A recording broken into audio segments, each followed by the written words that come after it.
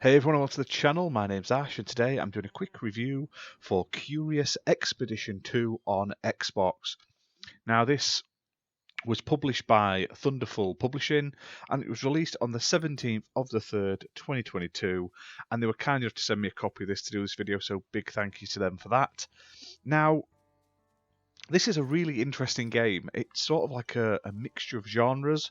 So it's described as a turn-based narrative roguelike that requires players to manage their resources and party members to keep insanity at bay and find glory. So it's a weird game. It's like a hex-based board game where you're sort of exploring these islands, but with obviously roguelike elements and then dice-based combat as well. But it all works really well together, and it's all bound in with this really cool sort of art style. I'm sure it reminds me of Tintin. That's the feeling I get. I mean, I've not looked at Tintin in years, but this gives me some massive Tintin-esque vibes. So the basic story is a grand discovery has been made, mysterious islands have begun to appear and vanish from the oceans as if by magic. The great explorer clubs are funding expeditions to these strange islands to bring treasures back for the 1889 World's Fair in Paris. Are you bold enough to join the adventure? So this is sort of like procedurally generated. So these islands and stuff, and the missions and the quests and the adventures you get are aren't always the same. There is a sort of campaign mode, which has like a story and narrative, but because of the procedural like generatedness of the gameplay, every time you play it, it's going to be different, which is really cool. You can sort of get new party members as you progress for your sort of adventure team, and you can sort of explore these islands. So when you first go to these islands, there's like a fog of war around it, so you can only see close by, and that sort of clears as you walk around the island and stuff like that. And as you progress and get further into it, you uncover areas like there could be settlements, there could be combat, there could be items, landmarks, stuff like that, to progress. And also, one thing you've also got to keep an eye on is your insanity meter, because with your insanity bar, every time you move and stuff, it goes up. And obviously, if it gets full, you end up taking like permanent sort of negatives on your traits and stuff like that. So you end up having to spend time resting at rest areas or in towns or villages, etc., or using consumables like food and stuff to bring it down, which I thought was really cool. Now, the combat itself is dice based. So you have a handful of dice, you roll them, and you basically pick the type you want to do. So they're all color coded for like attacks, abilities, etc.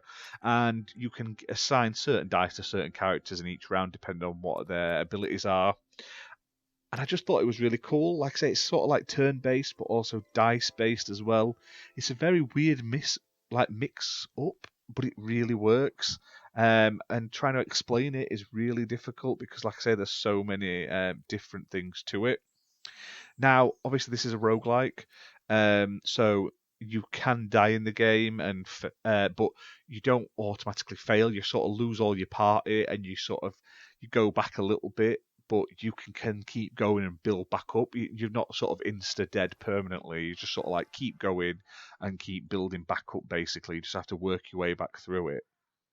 Now, they've also added a new director mode as well, which adds modifiers and features to every expedition.